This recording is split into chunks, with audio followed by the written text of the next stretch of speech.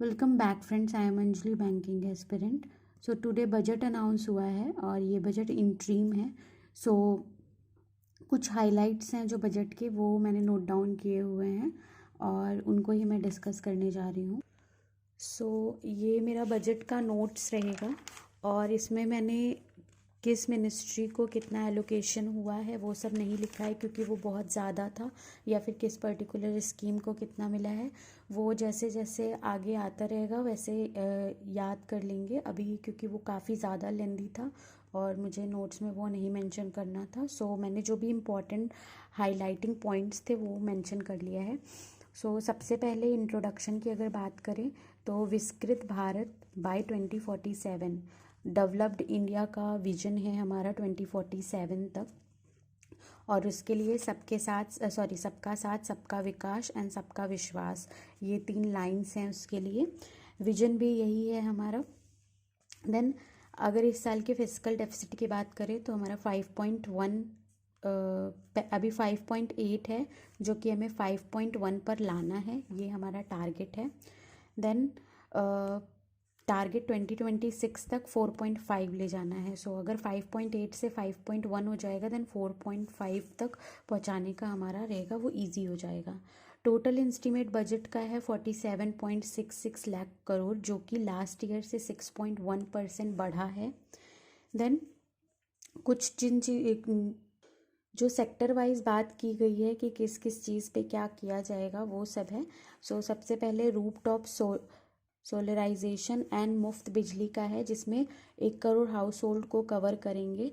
30 units free electricity per month देने का यहाँ पर है, जिससे कि 15,000 to 18,000 एनुअली हमारा बचेगा। और इसमें अगर 300 यूनिट आप बिजली नहीं खर्च कर पाते हो तो आप उसको किसी को दे भी सकते हो।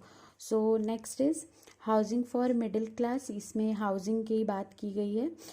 बेसिकली ये जो पॉइंटर्स हैं कि किस किस चीज़ पे गवर्नमेंट वर्क करने जा रही है या किस किस चीज़ पे गवर्नमेंट इस बार फंडिंग करेगी। देन पीएम आवास योजना, उसमें अभी तक 2.94 हाउसेस कंप्लीट कर लिए गए हैं और इस बार बजट में 2 करोड़ न्यू हाउसेस अनाउंस हुए हैं। देन आयुष्मान भारत में ASHA workers, anganwadi workers and helpers पे वर्क किया जाएगा, उनको बढ़ाया जाएगा। देन आत्मनिर्भर ऑयल सीड अभियान, इसमें mustard, groundnut, sesame, soybean and sunflower seeds को ग्रो करने के लिए इनिशिएटिव लिए जाएंगे। देन डेयरी डेवलपमेंट में कुछ सक्सेसफुल स्कीम्स हैं जिनको आगे प्रमोट किया जाएगा, और जिससे कि राष्ट्रीय Gokul mission, national live stock mission, infrastructure development fund for dairy processing and animal husbandry, इनमें इन्वेस्टमेंट होगी। देन लखपति दीदी, जिसमें कि लगभग 83 lakh self help groups involve हैं और लगभग 9 करोड़ वीमेंस इन्वॉल्व हैं। इनका टारगेट लास्ट ईयर 2 करोड़ लखपति दीदी बनाने का था, जो कि हो गया है, और इस बार 3 करोड़ का है टारगेट। देन डीप टेक्नोलॉजीज़ पे भी वर्क होगा और ये टेक्नोलॉजीज़ हर सेक्टर के लिए होंगी। Then bio manufacturing and bio foundry, इसमें bio chemicals, bio fertilisers, bio pharmaceuticals, हर चीज़ पे वर्क होगा। देन ब्लू इकोनॉमी पे बात की गई है। देन आफ्टर हेल्थ केयर में सर्वाइकल कैंसर वैक्सीन, जो कि 9 से 14 साल के बच्चे को होता है, उस पर फंडिंग की जाएगी। Then maternal and child health care के लिए एक होलसेल स्कीम लाई जाएगी, और जो पुरानी स्कीम रन कर रही है उनको भी फंड किया जाएगा। देन विन प्लेटफॉर्म इम्यूनाइजेशन के लिए होगा और मेडिकल कॉलेजेस भी बनवाए जाएंगे। देन इसके बाद एग्रीकल्चर एंड अलीट सेक्टर के लिए प्राइवेट पब्लिक पार्टनरशिप होगा। नैनो डीएपी पे, मतलब फर्टिलाइज़र है, इस पे भी फंडिंग की जाएगी। 5 इंटीग्रेटेड एक्वा पार्क होंगे, जो कि अंडर प्रधानमंत्री मत्स्य संपदा योजना होगा। देन इंफ्रास्ट्रक्चर में अगर बात करें तो लेआउट है 11,111 करोड़, और ये जीडीपी का 3.4 होगा, 11,11,111, और ये लास्ट ईयर से 11.11% ज़्यादा है। देन रेलवेज़ में बात की गई है, 3 रेलवे कॉरिडोर बनाए जाएंगे। पोर्ट कनेक्टिविटी की बात की गई है, एनर्जी मिनरल सीमेंट कॉरिडोर की बात की गई है, हाई ट्रैफिक डेंसिटी कॉरिडोर की बात की गई है। इसके अलावा यहाँ पे जो सबसे इम्पॉर्टेंट हाईलाइटिंग पॉइंट रहेगा कि 40,000 नॉर्मल बोगीज़ को वंदे भारत के स्टैंडर्ड से मैच करने की बात की गई है। देन एविएशन सेक्टर में अगर देखा जाए तो एविएशन सेक्टर में green energy viable gap funding की बात की गई है। सॉरी, एविएशन सेक्टर में और कुछ बात नहीं की गई है, बस ये बोला गया है कि उसको एक्सपैंड किया जाएगा। देन ग्रीन एनर्जी पे बात हुई है, वायबल गैप फंडिंग की जाएगी इसमें।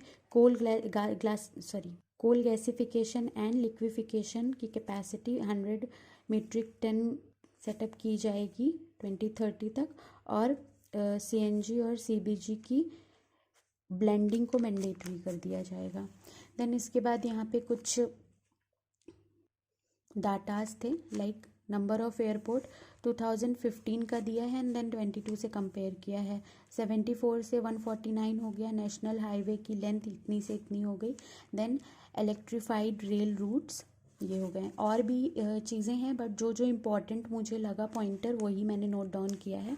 देन टैक्सेस की अगर बात की जाए तो जो स्टार्टअप्स हैं उनके लिए टैक्स को एक्सटेंड कर दिया जाएगा, जो भी उनके टैक्स बेनिफिट थे 31 मार्च 2025। इसके अलावा टैक्स स्लैब में किसी तरीके का कोई कर्टेल नहीं हुआ है।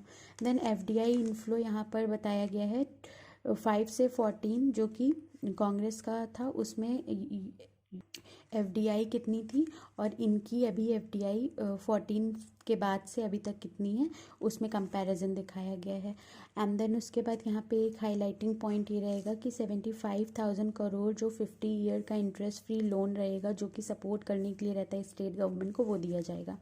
देन पॉपुलेशन कंट्रोल पे बात की गई है, ई बेसिस पे बात की गई है। अब इसके बाद गवर्नमेंट की जो भी इनकम होती है वो किस किस सेक्टर से आती है, सो ये पूरी गवर्नमेंट की इनकम हो गई। सो बोरोइंग्स 28% है। अगर आप बाकी सारे डिविजन्स को देखो तो गवर्नमेंट की बोरोइंग और अदर लाइबिलिटीज़ ज़्यादा है, और इसका इफ़ेक्ट अभी मैं आगे बताऊंगी कि उसका इफ़ेक्ट भी देखने को हमको मिलता है। इसके पहले जो गवर्नमेंट्स थी उनकी इतनी बोरोइंग्स नहीं रहती थी, जिसकी वजह से उसका इम्पैक्ट उन पे उतना नहीं पड़ता था।